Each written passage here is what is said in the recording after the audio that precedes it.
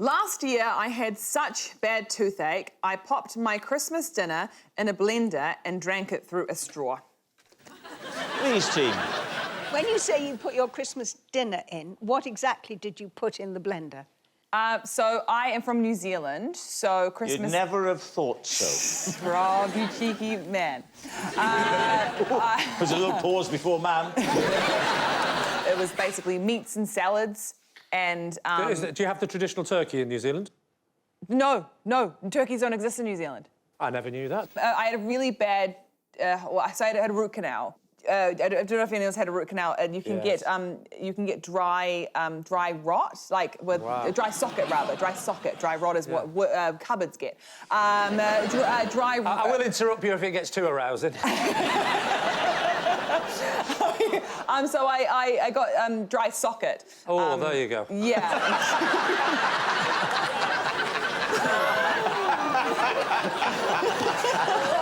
So it's very bad with root canals, and so I couldn't chew, I couldn't eat anything. But how much of it did you eat? Not too much, and it was quite thick to get through the straw. I mean, it was quite disgusting. What's it going to be? I think it's plausible, because you can put all sorts of things in a blender and make a smoothie out of them. What do you think, Ardle? I think it's probably true. True? OK, despite the fact that I think they're wrong... Yeah. I'm going to go with my teammates. Rose, truth or a lie?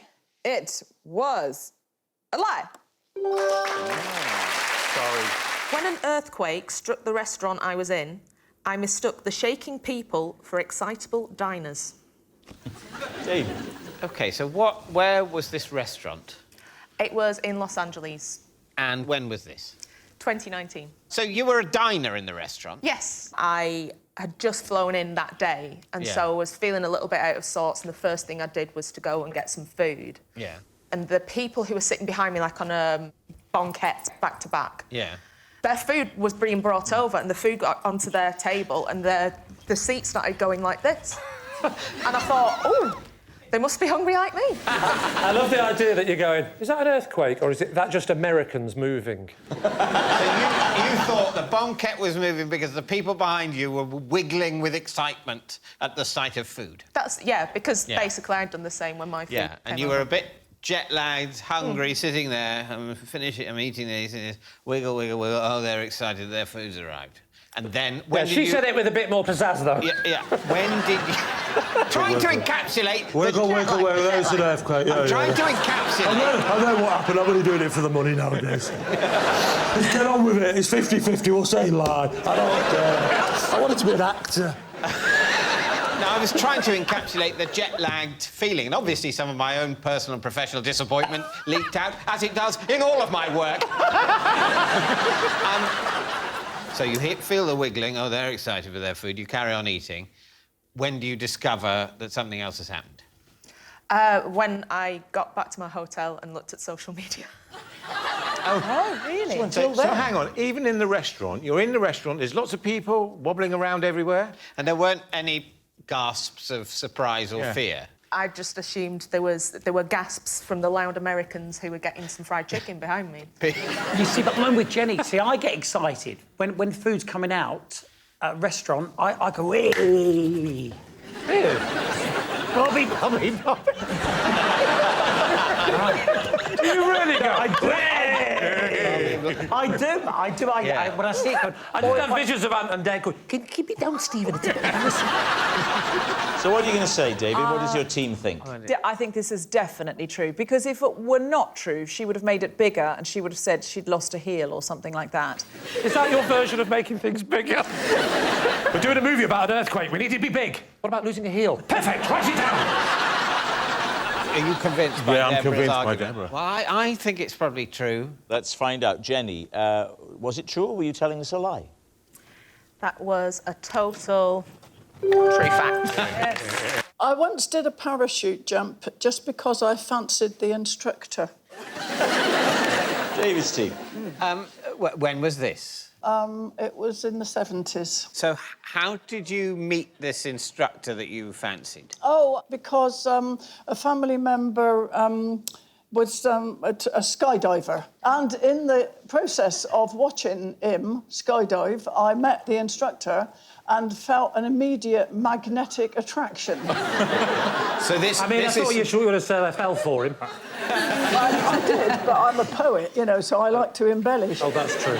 I just like to go for little puns. Oh, I fell for him. I fell for him.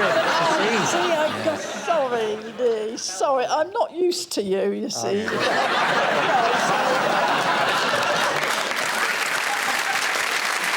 Describe him to us then. What was it about this man that was so attractive? He wore a lot of straps.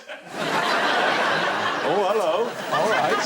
And what is it about a man in straps that you like? Well, I don't know. There's something sort of dark about straps. I don't know. You know, he had these straps and the sort of around the groins and everything, and he did it. Whoa. I wasn't expecting this, Pam. I'll be very honest. Do you recall his name, Pam? Yeah, Doug. Doug. This is the Vale of the White Horse accent, of which I'm exceedingly proud. So how did you take it a step further Well, with him? I volunteered to learn how to parachute jump. Yeah. And did you have to have straps as well? Oh, indeed, I did. Are you strapped to Doug as well? Because I've done this. No. And you're on the front. Well, I was, like a little baby in a papoose. Oh, no, this was... No, Lee, it was lovely. I've never felt so safe. Which way were you facing? Oh, facing away. All right. So, listen, this is for wimps. This I did alone. You weren't strapped to Doug? No, I was not strapped to Doug. I would have thought that would have been the whole point. Well, no, but I didn't find out until he hit me on the shoulder and said, go. The old romantic. So what's the time scale of this? There's the day you go with a family member who's a skydiver. What was your plan that day? That you were just going to go up in the aeroplane that your family member was going to jump out of? I wasn't going to go up in the airplane. I was just going to go and watch. And then I noticed the instructor reclining in the hangar, looking steamy. Did you talk to him much? Yeah, I did. I said, how do you get into this line of business? Nice. Yeah, with the classic head wobble of seduction. did you have lessons with Doug? Yeah. Oh, tell us about those. Was he a West Country person? No, Where he was he wasn't. from? I don't know where it came from. Well, what was his voice? Oh, it was received English. It was one of these. Now, you listen to me, Ayres. That's right. He said, oh, let me just tighten this strap. Hang on, let me get this one. That's better. Let's stop the blood. Now. He didn't say anything lascivious like that. He was a perfect gentleman with beautiful received English, and he said, I think you're going to enjoy this. Well, your heart was a flutter at that, wasn't it, eh? All right, so what are we thinking? Richard, what do you think of this? It sounds reasonable to me. At first, I didn't believe it, but you were going, look, this is just a thing that happened. Like, you just wanted to get your story out. So what's it going to be, David? That's definitely true. Yeah. There's no doubt in your mind. No doubt in my mind. I can picture it entirely. All right, they're saying it's true. So, Pam, was it true or was it a lie? My story was true. During lockdown, I cut my son's hair so badly, I gave him £20 to tell his dad he'd done it himself. Oh, David's tea. So what went wrong with the styling? I am really bad with cutting my son's hair. I've tried a few times with different kids, and... All your own, though? Yeah. What was the look you were going for? Just to make it shorter, just a trim.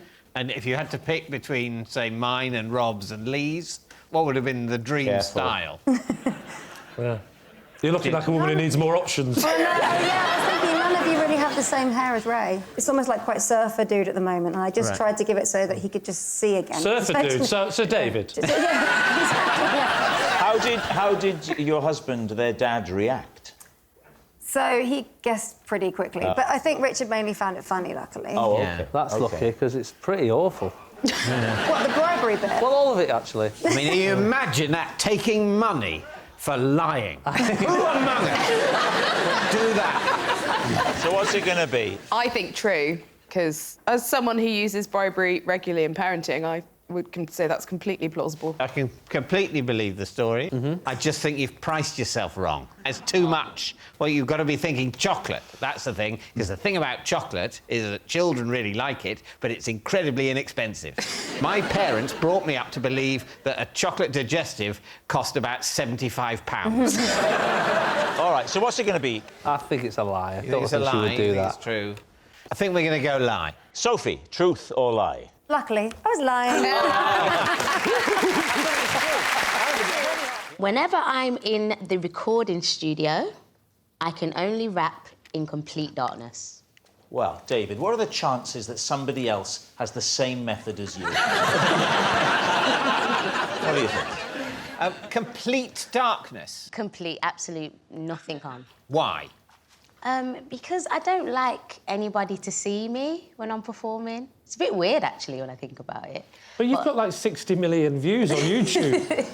It's different, though, because it's just me and the cameraman. And then, you know, when you get into the studio, it's quite intimate. I feel anxious about the fire escape light. What would you do about that? Classic Mike. She's talking rap, you're talking health and safety. So let me ask you this, then. If it's total darkness, you can't be looking at any lyric... I was going to say sheet music, but I suppose if you're rapping, it's not that. I'm so sorry about my granddad. You can't be looking at lyrics. Have you memorised the lyrics, or are you improvising the lyrics? Sometimes I will be prepared, so I've already written the lyrics in my phone. Well, for your generation, the phone is a companion, isn't it? It's more than it is for Lee, which is sort of a lifeline. It's a friend, isn't it? Yes, it is. Have you got the red button in the bathroom now as well? Yes. And what about the other musicians in the studio? So there was a time when I randomly ended up in studio with Peter Andre. Peter Andre? Yeah, so weird, isn't it? Wow. And But his orange glow just lit up the room.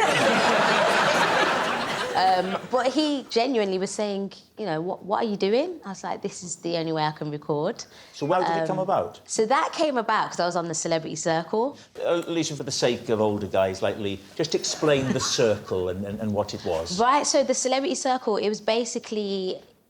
It's like a text screen. And you can only For Rob, can you explain what texting is? It's just that little thing on your phone when you press For Lee, send. can you explain what a screen is? It's not that thing they bring round the bed when they change your dressing. It's a different sort. For Rob, could you just speak a bit louder? For Lee, could you not make any sudden movements? Could you take Rob to the toilet? What are we thinking? Philippa, this is one for a psychotherapist to unpick. It's a lie, no. You don't believe it? No, because I believe it. And you're quite excited by it Yeah, as no, well, no, which is nice to see. What do you think? I think she's playing you like a fiddle. I think lie. I'm very comfortable with this scenario because if you both think it's a lie, I'm not going to overrule you. We'll go lie, but I'll say, oh, actually, I thought it was true, and that is win-win. We are going to say lie. All right, let's find out. Lady Leisha, was it the truth or was it a lie? It was the truth. Vindication!